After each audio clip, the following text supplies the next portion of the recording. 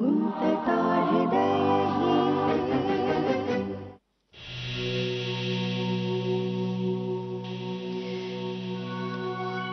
पाय खाली घ्या. चिपळूणचा गुत्ता नाहीये हा. पाय खाली.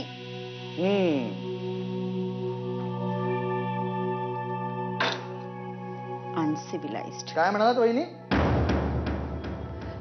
तुम्हाला नाही कळायचं, खाऊन घ्या. Uncivilised, uncultured, crude, coarse, oafish, loutish. Oxford dictionary काढा वहिनी, ऑक्सफर्ड डिक्शनरी. त्यात तुम्हाला हे सगळे शब्द अनसिव्हिलाइज्डच्या समानार्थी सापडतील. आणि मग तुमच्या लाडक्या नवऱ्याला विचारा ना, त्याला ऑफिश किंवा लाउटिशचा अर्थ माहितीये का? फेफे उडेल त्याची. काय म्हणायचं काय तुम्हाला? मला काही म्हणायचं नाहीये, मला सिद्ध करायचंय की तुम्हाला तुमचा नवरा जेवढा सुविद्य वाटतो तेवढा तो नाहीये. तो मोठा झालाय माझ्या ज्ञानावर. पण यामुळे तुम्ही अनसिव्हिलाइज्ड आहात हे सत्य तर बदलत नाही ना. नुसतं हे पुस्तकी ज्ञान असून भागत नाही. कितीतरी अशिक्षित लोक सभ्य असतात आणि सुशिक्षित लोक असभ्य. साक्षर, सुशिक्षित आणि सुसंस्कारित ही 3 वेगळी विशेषण आहेत. मारल्या मारल्या वहिनींनी चिडून का होईना पण गप्पा मारल्या. पण काय वहिनी, या विक्याला तुम्ही यापैकी कशात गणता? विक्रम सुसंस्कृतही आहे आणि सुशिक्षितही. सुसंस्कृत आणि सुशिक्षित त्याच्यात चिपळूणचे एक तरा ऐकल्यात ना तर. हे बघा, तुम्ही कितीही गरळ ओकलीत ना तरीही विक्रम बद्दलचं माझं मत बदलणार नाही. सत्यवान सावित्रीची कथा लक्षात आहे अजून वहिनी माझ्या. बडबड बंद करा, आता खाऊन घ्या. छान झालेले दिसतायत वडे, छान झालेले दिसतायत. फक्त याच्यावर जरा भगर आमटी असती ना तर अजून बाहेर आली असती. आणखी काही?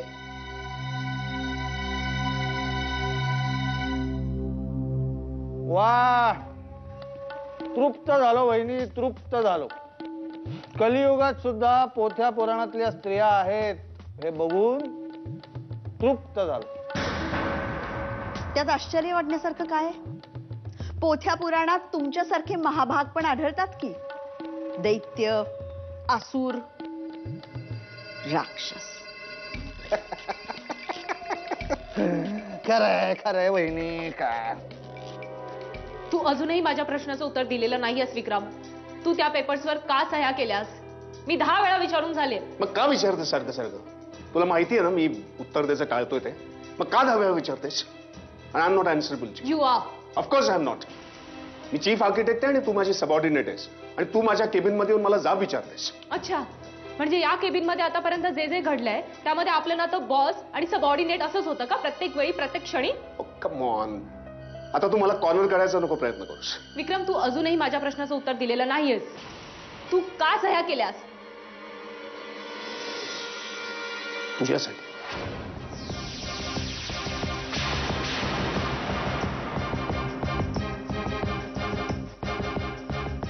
माझ्यासाठी? मी समजले नाही. मयंकनी आपल्याला पार्किंग लॉट मध्ये पाहिलं होतं. त्याला आपल्याबद्दल सगळं माहिती आता. आपल्या हात दगडाखाली आहेत. पण ह्यात माझ्यासाठी तू पेपर्सवरती सह्या करण्याचा प्रश्न कुठे येतो विक्रम? तर मयंकनी जर आपल्याबद्दल 4 चौघांमध्ये चर्चा केली तर माझ्यापेक्षा जास्त बदनामी तुझी होईल, माझ्यापेक्षा जास्त त्रास तुला होईल, हे लक्षात घे. पण तरीही तू सह्या करण्याचा प्रश्न येतोच कुठे? तुझ्यातल्या आर्किटेक्टचा माझ्या बदनामीशी काय संबंध आहे? हे आता तू तिरकस बोलतेस. नाही, हे तिरकस नाही, पण टोचरं असेल. विक्रम, तू एक प्रामाणिक जबाबदार आर्किटेक्ट आहेस, और शुड आय से होतास. हे पेपर्स बघण्याआधी मी मयंकशी या एकाच मुद्द्यावरून जीव पणाला लावून भांडले होते. बाकी काही असेल नसेल, पण विक्रम मधला आर्किटेक्ट एक आदर्श आणि पारदर्शक व्यक्तिमत्व आहे. आज देशातल्या अनेक आर्किटेक्टसाठी विक्रम वनारचे रोल मॉडेल आहे. He is an institution. आणि अशा माणसाने माझ्यासारख्या ज्युनियर आर्किटेक्टची बदनामी टाळण्यासाठी स्वतःच्या तत्वांबरोबर तडजोड करावी. माझ्यासाठी फक्त ज्युनियर आर्किटेक्ट नाही आहेस.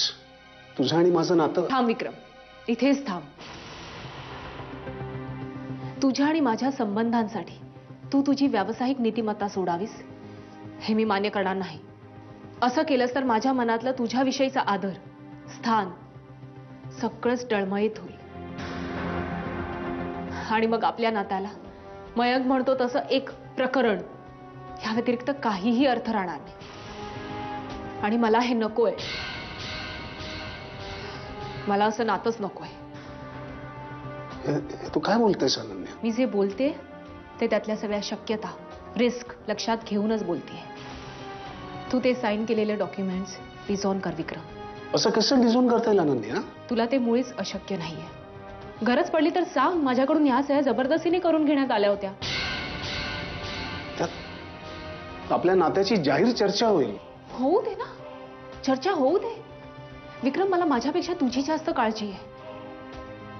आणि हा चॉईस तुझा नाही, माझा आहे.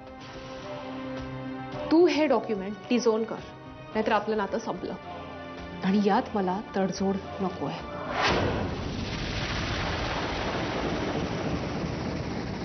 देवी, उठ ना ग, किती वेळा सांगायचं.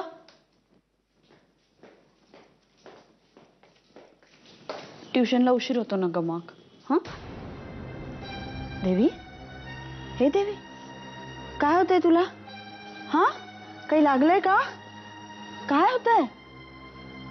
अगं मग काय रडतीयस तू? मामा, हा, एक विचारू? काय?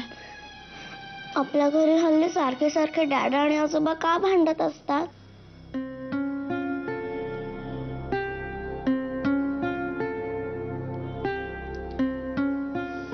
तू ऐकलंस कोणाला काही बोलताना? मामा, आपल्या घरी कोणी ना कोणी काहीतरी बोलतच असतं ना, असं का? मामा, मी आत्ताच आजोबांना आजीला चिडून सांगताना ऐकलं की तो विक्रम फ्रॉड आहे. फ्रॉड म्हणजे काय मामा? तू त्यांच्याकडे लक्ष देऊ नकोस देवी. विक्रम फ्रॉड नाहीये. पण फ्रॉड म्हणजे काय? फ्रॉड म्हणजे खोटं वागणारा माणूस. मग आजोबा डॅडाला असं का म्हणाले? कारण त्यांचं डोकं फिरलंय.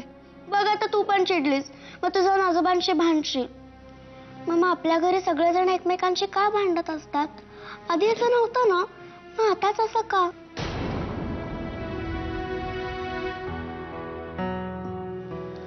देवी, काय की नाही, तुझ्या शाळेतली सगळी मुलं नेहमी शहाण्यासारखी वागतात का? आता तुझा तो शंतनू, तो तर गुड बॉय. पण परवाच तू मला सांगत होतीस की त्याला शाळेत पनिशमेंट झाली ना? का झाली? तो रिसेसमध्ये विंडोवर चढला होता. बघ, म्हणजे सगळी शहाणी मुलं सुद्धा कधी कधी वेड्यासारखं वागतात. आता तूच बघ, तू तर माझी किती शहाणी मुलगी आहेस ना, पण तू पण कधी कधी वेड्यासारखं थोडंसं वागतेस ना. आणि मग मम्मा रागवते. मोठ्या माणसांचं पण असंच असतं, ती पण कधी कधी वेड्यासारखी वागतात. मग त्यांना कोण ओरडणार? तोच तर प्रॉब्लेम आहे. त्यांना रागवायला कोणीच नसतं.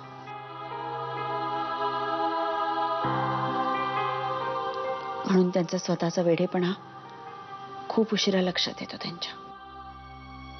मामा, तू काय बोलतेस? मला काहीच कळत नाहीये. जाऊ दे शोना, तू खूप लहान आहेस अजून. हा सगळा विचार करायचं वय नाहीये तुझं.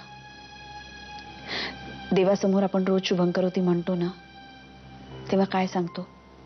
सगळ्यांचं आरोग्य नीट ठेव, सगळ्यांना चांगली बुद्धी दे. देव त्यांना चांगली बुद्धी देईलच कधी ना कधी. पण कधीतरी म्हणजे कधी? मला नाही आवडत असले भांडण आपल्या घरात. आपण एक काम करूया. आज शुभंकरोती म्हणताना बाप्पाला एक स्पेशल रिक्वेस्ट करूया. ऐकेल तो माझं? नक्कीच ऐकेल. रोज ऐकतो ना. हा, पण कधी कधी नाही पण ऐकत. आज नक्की ऐकेल. आता मला हसून दाखव बरं. Very good. ट्युशनला उशीर होतोय ना आपल्या, मग काय असं रडतच बसायचं असतं? चला डोळे पुसा. गुड गर्ल, गो गेट रेडी. हे बघ अनन्या, मी हे बघ, तू कुठे आहेस याच्याशी माझं काही घेणं देणं नाहीये. मी आता घरी आहे, तुझ्याशी बोलू शकत नाही. बाय. अनन्या,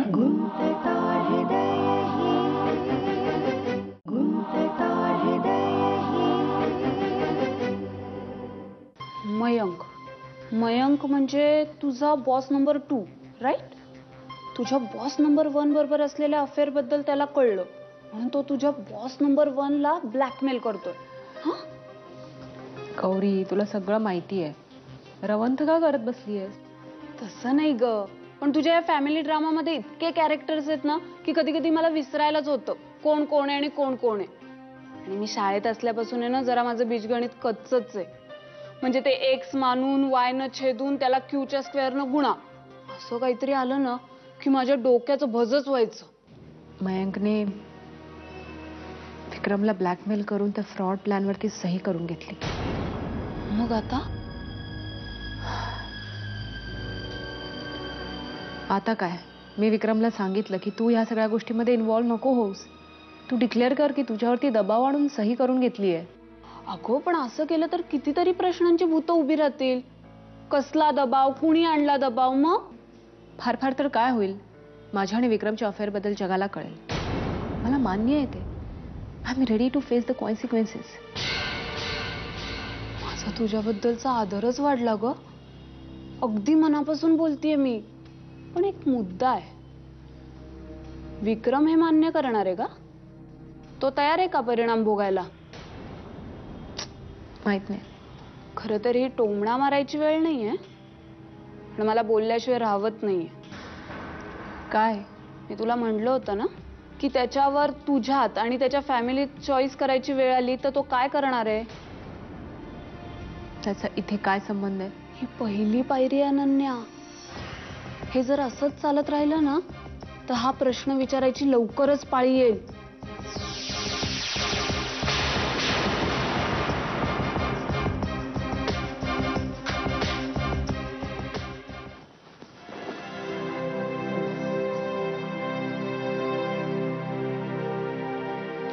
बोलू का?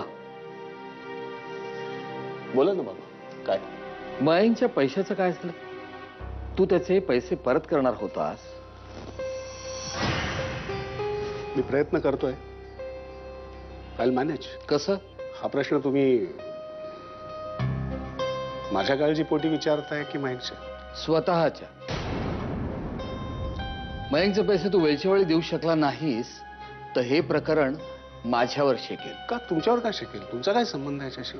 असं तुला वाटतं. मयंक मला स्वतःच्या वडिलांच्या जागी मानतो आणि तू कितीही मानलं नाहीस तरी तुला मानायलाच हवं. मी तुझ्या बायकोचा बाप आहे. हे मी कधीच नाकारलं नाहीये. आणि मयंकचे जर पैसे नाही देता आले तर त्याचं कॉम्पन्सेशन कसं करायचं हे आधीच ठरलेलं आहे. इनफॅक्ट इथून किंवा तिथून त्याला पाहिजे ते मिळेल. तुम्ही निश्चिंत राहा. निश्चिंत रहा हे वाक्य या घरात राहणाऱ्यांसाठी निरर्थक वाक्य ठरलेलं आहे.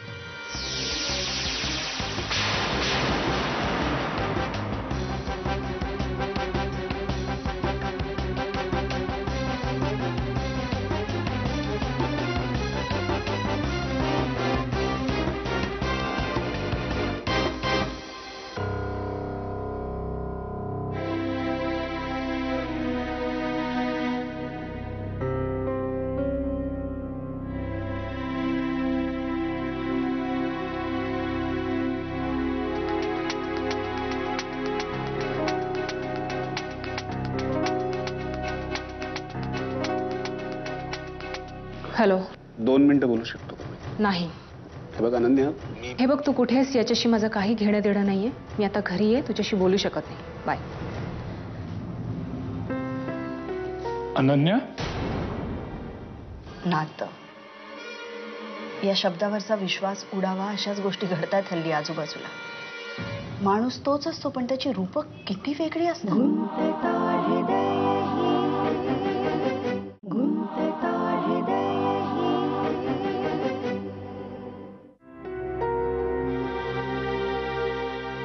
बोलत होतास कोणाशी? बाबा. काय म्हणत होते? विचारपूस करत होते. दिवस कसा गेला.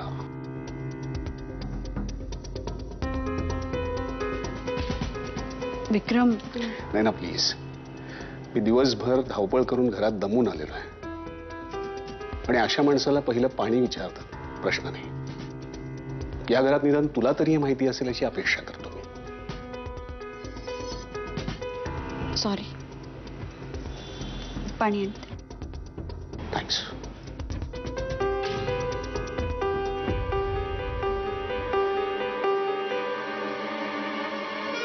अनन्या,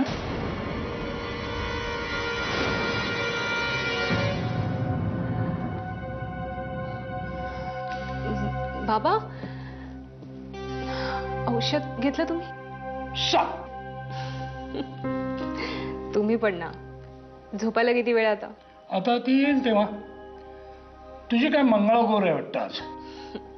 नाही, काम आहे पण उद्या सकाळी लवकर उठून करेन. आता मूड नाहीये. काय विषय होता आजचा कसला? भांडणाचा? मी कोणाशी भांडले? तेच माननीय श्री अभय महेंद्र सामंत, त्याचाच फोन होता ना. तुम्हाला कसं कळलं? नाही, तुझा फोन ऐकू आला, मग तू तुटक तुटक काहीतरी बोललीस आणि मग एकदम आता मूड गेला तुझा कामाचा. नाही, तसं काही नाहीये. नाही, काय म्हणाला अभय? काही नाही, नेहमीच. पण हे नेहमीच नेहमीसाठी कधी थांबणार? काही प्रश्नांना उत्तरं नसतात बाबा. ठीक आहे, मी बोलतो अभयशी उद्या. नाही, नको. का? म्हणजे त्याला उगीच असं वाटेल ना की मी चुगली करते आणि भांडण उगाच वाढेल. नको बाबा. पण काय आहे, दोन छोट्या देशांना आपले तंटे एकमेकात सोडवता येत नसतील ना, तर मग मोठ्या देशाला मध्ये नाक खुपसावं लागतं. तशी वेळ या मोठ्या देशावर आणू नका म्हणजे झालं. ओके बाबा. Good night sir. Good night.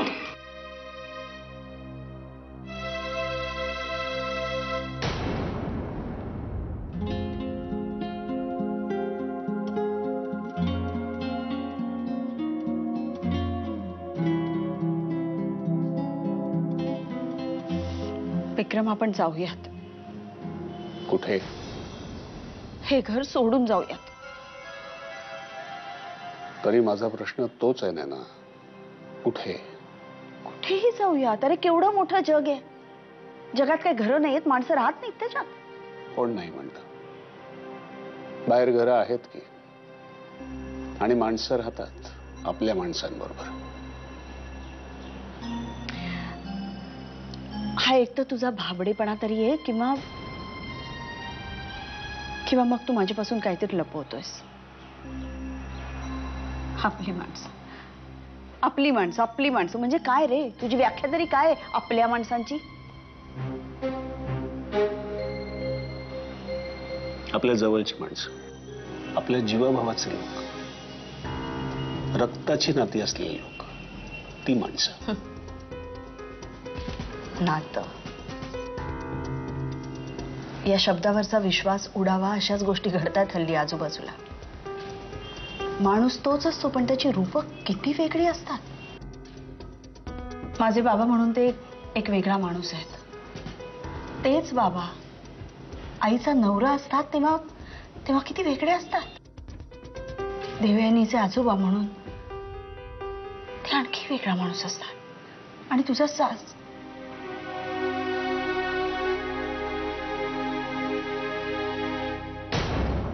देवयानीवर एक आजोबा म्हणून किती प्रेम करतात ते, आणि तुझ्याशी सासरा म्हणून किती भयंकरपणे वागतात. एकच माणूस, पण ही वेगवेगळी नाती. कसा अर्थ लावायचा या नात्यांचा? यातला कुठला माणूस खरा आणि कुठला खोटा? बघ, देवयानीचा प्रेमळ आजोबा हे नातं खरं म्हणायचं. त्याकडे बघून बाकी सगळं गिळून जायचं. पण कशासाठी? का? अरे तुझा पदोपदी अपमान होतोय विक्रम. तुला बसत असलेल्या प्रत्येक खेटरागणिक माझ्या मनाला डागणे बसतात. अरे त्यांच्या मनात असेल तेढ असू त्यात, पण अशी जाहीर वाच्यता कशासाठी? तुला माहिती आहे ना, देवीच्या मनात जगातला हिरो नंबर 1 तू आहेस. तिच्याही मनात आता शंका कुशंकांचं जाळं पसरतंय. 100 प्रश्न विचारते ती, काय उत्तरं द्यायची मी? ए विक्या, इकडे थांब थांब थांब, आलो. चल चल माझ्याबरोबर चल जा. वहिनी नमस्कार. काय आता? हं? तुला सभ्य घरात कसं वागायचं काही कळत नाही? नाही ना रे. ए त्याचा कुठे क्लास आहे का? मला घाल ना त्या क्लासमध्ये. क्लासला नाही, बेड्यांच्या इस्पितळात घालायची वेळ आली तुला. चालेल चालेल मला, फक्त तिथे भरपूर दारू मिळाली पाहिजे. हे चल ना विक्या, तुला नवीन गुत्ता दाखवतो. सरकार मान्य आहे आणि तिथे सभ्य लोकांना पण प्रवेश आहे. चल ना चल ना, मला तिथे जाऊन तुझी सभ्यता शिकव. चल ना विक्या. नाही ना, मी आलोच. विक्रम सांभाळ.